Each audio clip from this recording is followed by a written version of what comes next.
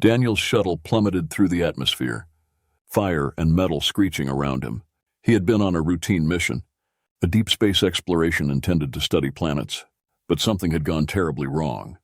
His last memory before impact was the sight of an uncharted green world rushing toward him. When the smoke cleared, Daniel found himself alone, stranded on a mysterious planet, surrounded by towering trees and strange, glowing flora. His comms were dead, and his ship was in ruins. Hours passed as Daniel trekked through the dense jungle, his oxygen mask filtering the thick, humid air. Every crack of a branch or distant roar sent his heart pounding. He didn't know what sort of life forms inhabited the planet, and his scanner couldn't pick up any nearby signals. Exhausted and dehydrated, he collapsed near a stream, hoping the water was safe enough to drink.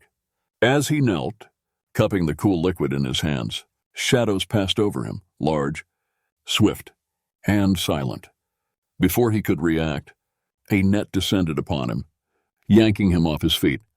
Daniel struggled, trying to free himself, but within seconds, he was surrounded by figures.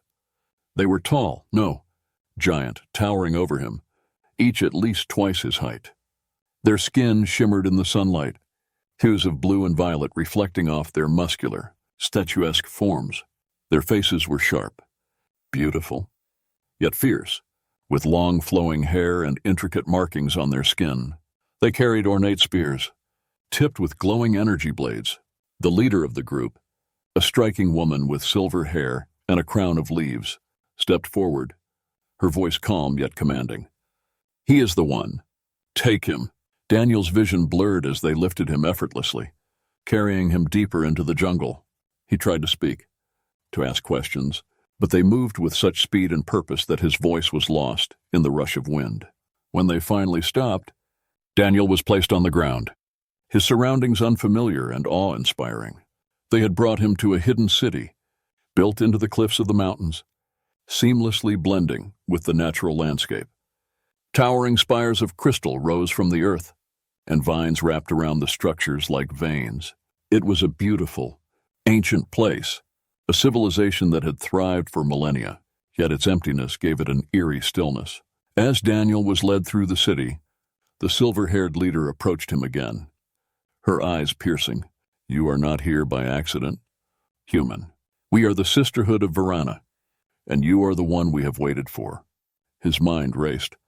The Sisterhood of Varana? He had never heard of such a place.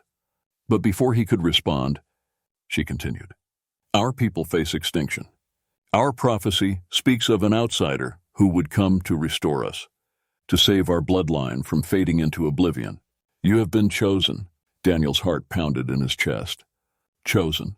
He had no idea how or why, but their words carried a weight of destiny he couldn't comprehend. He looked around at the towering Amazonian figures, their expressions somber yet hopeful, and realized that these women believed him to be their savior. But how could he, an ordinary astronaut, lost and out of his element, save an entire race? Daniel sat on a large stone bench within the heart of the Sisterhood's grand city. The enormity of what had been revealed to him weighed heavily. A few hours earlier, he had been a lost astronaut, desperate to survive. Now, he was supposedly the chosen savior of a tribe of giant warrior women. It felt surreal, like a fever dream he couldn't wake from. Yet here he was, in the presence of these towering Amazons, their eyes filled with both hope and fear. As he gazed at the massive structures around him, intricately carved into the cliffs, Queen Thelina, the silver-haired leader, approached once again. Her posture was regal, her every step deliberate, and her aura carried the weight of countless generations.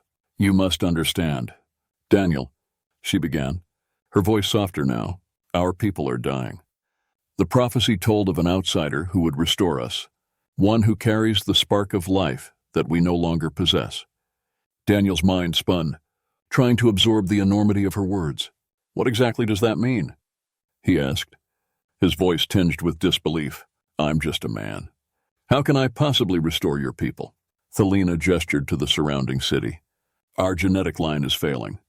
For generations, fewer of us have been born, and many die young. We are strong in body, but the very essence of our ability to reproduce has weakened. You carry something within you, something we need to ensure the survival of the Sisterhood. Wait, Daniel interrupted, panic rising in his chest.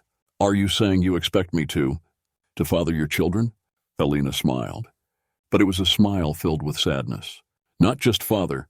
Daniel, the prophecy says you will help us unlock the secret to our future. You are more than a vessel. You are our guide, our light. Before Daniel could respond, another Amazon appeared, Amara, the warrior who had been tasked with watching over him. She was younger than Thelina, with dark, intense eyes and a strong, athletic build. She studied him silently, as if weighing his worth. Finally, she spoke. He's untested. You place too much faith in a stranger. Queen Thelina, how can he save us when he doesn't even know our ways? Thelina turned to Amara, her voice calm but firm. He must be given a chance. The prophecy has never led us astray. Daniel felt caught between them, unsure of what his role in this world would truly be.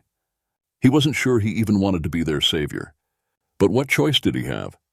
There was no escape from this planet, no return to his former life.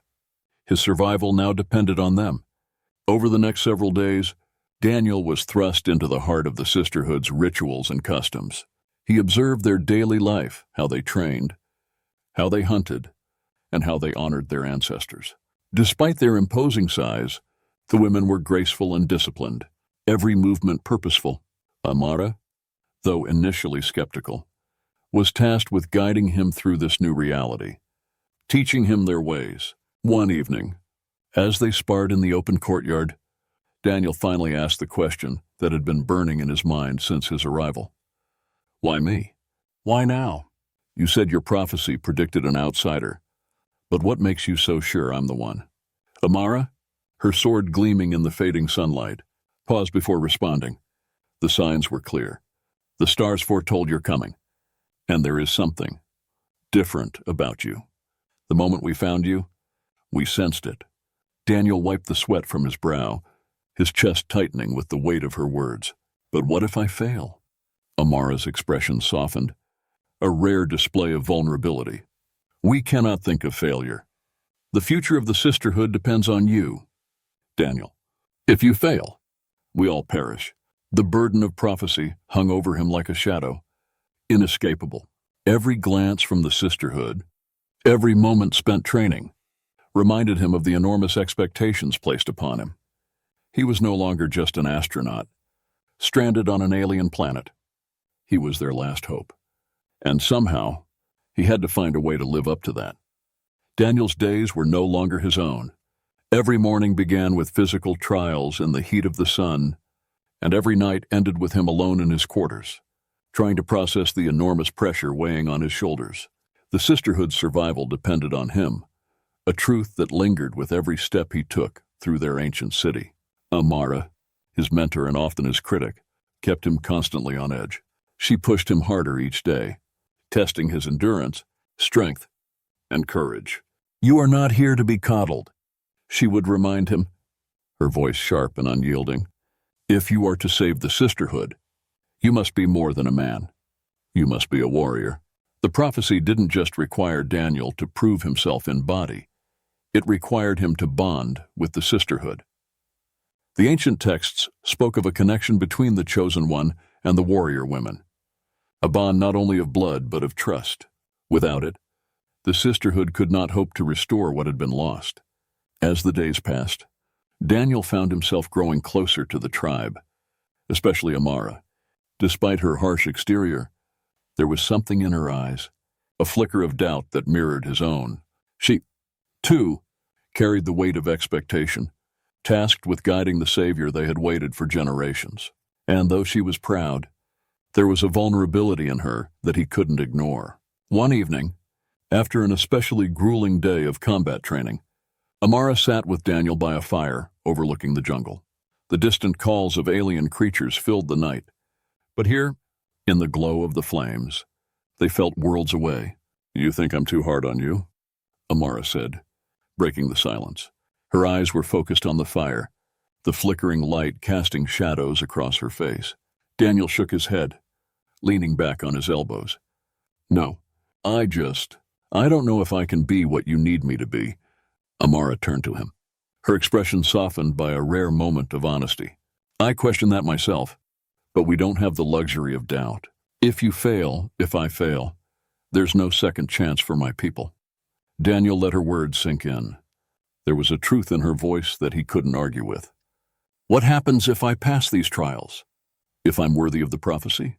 Amara hesitated, the firelight dancing in her eyes. You'll be accepted fully into the Sisterhood. But the trials aren't over. Daniel, there's one more test, the most dangerous of all. Before Daniel could ask what she meant, the crack of branches echoed from the jungle below. Amara sprang to her feet, her spear in hand in an instant. Stay here, she ordered, her voice tense. Moments later, several figures emerged from the shadows, members of the Sisterhood, led by a woman Daniel had not seen before.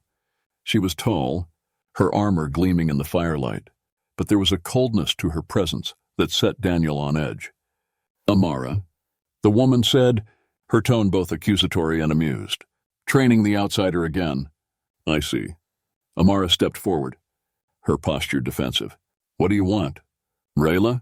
Rayla, clearly someone of authority, glanced at Daniel with disdain. I come to see the so-called savior, the one who will restore us. But I fear you are wasting your time. Amara, he is not the one. Daniel stood, unsure of whether to speak or remain silent. Tension crackled between the two women. The prophecy speaks of an outsider, Rayla continued, stepping closer to Daniel, but we cannot allow a weakling to lead us. If he cannot prove his worth, then he must be cast out. Amara's eyes flashed with anger.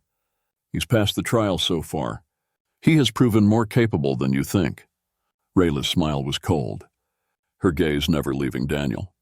We shall see. The final trial is not just a test of strength or skill. It is a test of loyalty. Daniel's stomach twisted at her words.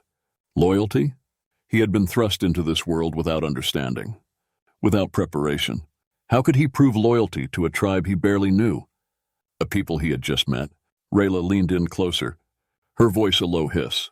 Tomorrow, you will face the trial of the Great Hunt. It will determine if you are truly one of us, or if you are just another outsider, meant to be forgotten.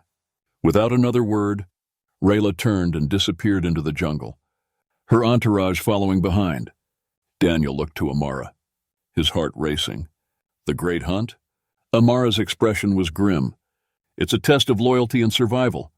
You'll be hunted by the fiercest beasts on this planet. If you survive, you'll prove yourself. If you don't, Daniel swallowed hard, dread settling in his chest. The Sisterhood will know that you were never meant to be our savior. Amara finished, her voice barely above a whisper. The weight of the final trial hung heavy in the air, and Daniel knew that this was it, the moment that would decide his fate, and the fate of the Sisterhood. The morning of the Great Hunt arrived with a stillness that set Daniel on edge. The jungle, usually alive with strange sounds, was eerily quiet as the Sisterhood gathered to witness the trial. Daniel stood alone in the clearing, the weight of his fate pressing down on him. This wasn't just a test of survival, it was a test of loyalty, of belonging. In the eyes of the Sisterhood, it would determine whether he was truly the prophesied savior or just another outsider who had wandered too far from home. Amara approached him, her face hard but her eyes betraying concern. The beasts you'll face are not like anything you've seen. They are feral, relentless, and driven by hunger. You'll have to outthink them, outlast them. Any words of encouragement? Daniel asked, half joking, half panicked. Amara placed a hand on his shoulder, her grip firm. Don't die. With that, the queen, Dalina, approached, her silver hair glistening in the sunlight. She spoke the words that initiated the hunt, her voice carrying across the entire assembly. Today, we witness whether the outsider is truly one of us. The Great Hunt is not merely about strength, but about loyalty to the Sisterhood. To our future, may he find his path. Without warning, the jungle came alive with a rumble, the underbrush shaking violently as the sound of heavy footsteps echoed from the trees. The beasts were coming. Daniel's heart pounded as he scanned the horizon. Suddenly, 3 massive creatures broke through the jungle, a combination of reptilian ferocity and feline agility. With eyes that glowed red with hunger, their sleek, muscular bodies glistened in the sunlight, their claws sharp enough to tear through flesh and bone. Instinct kicked in, and Daniel ran. He sprinted into the dense jungle, his lungs burning as the sound of the beasts grew closer behind him. Every step was a battle for survival. He could hear the snapping of branches, the growls growing louder, closer. Adrenaline surged through his veins as he ducked under fallen trees and leapt over thick roots, trying to create as much distance between him and the predators as possible. But they were fast, too fast. It wasn't long before he could feel their breath on his neck, hear the low growls vibrating through the air. Then, an idea struck him. He remembered what Amara had taught him during his training, about the landscape, about the Sisterhood's long history of using their surroundings to their advantage. He wasn't just fighting beasts.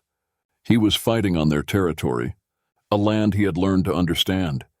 Daniel veered sharply to the left, running toward a cliffside he had scouted earlier. The beasts, blinded by their hunger, followed without hesitation. Just as they closed in, Daniel reached the cliff's edge, skidding to a stop. He glanced back, just as he had hoped. The creatures couldn't halt their momentum. With a roar, the lead beast lunged at Daniel, but he sidestepped at the last moment, sending it plunging over the cliffside. The second and third beasts, too blinded by their pursuit, stumbled into the same fate, crashing down into the ravine below. Panting and trembling, Daniel stood at the edge, staring down at the fallen creatures. He had done it. He had survived the great hunt. But the test wasn't over. Returning to the clearing, the Sisterhood awaited him. The Queen stood at the front, her gaze intense as Daniel approached. He could feel every eye on him, judging, waiting. Amara stood by her side, her arms crossed, her expression unreadable. Thelina stepped forward, her voice ringing with authority. "You have survived, Daniel. You have proven yourself in strength. But the final question remains. Will you choose us? Will you remain with the Sisterhood, take on the burden of our future, or will you seek to return to your world?" Daniel's mind raced. The choice before him was impossible. On one hand, he longed to return to Earth, to the life he knew. But on the other hand, he had bonded with the Sisterhood. He had fought alongside them, trained with them, and earned their respect. And more than anything, he had begun to care for them, especially for Amara, who had shown him that he could be more than just an outsider. Silence fell over the crowd as Daniel stood before the Queen. His heart pounded as he made his decision. "I choose the Sisterhood," Daniel declared, his voice steady. "I will stay and help you rebuild. I will take on the burden of your future." The crowd erupted in cheers, and for the first time since he had arrived, Daniel felt like he belonged. Thelina nodded approvingly, and Amara, though she remained composed, allowed the smallest smile to touch her lips. As the Sisterhood surrounded him, welcoming him as one of their own, Daniel knew that his journey had only just begun. The future of the Sisterhood was now in his hands, and for the first time, he was ready to face it.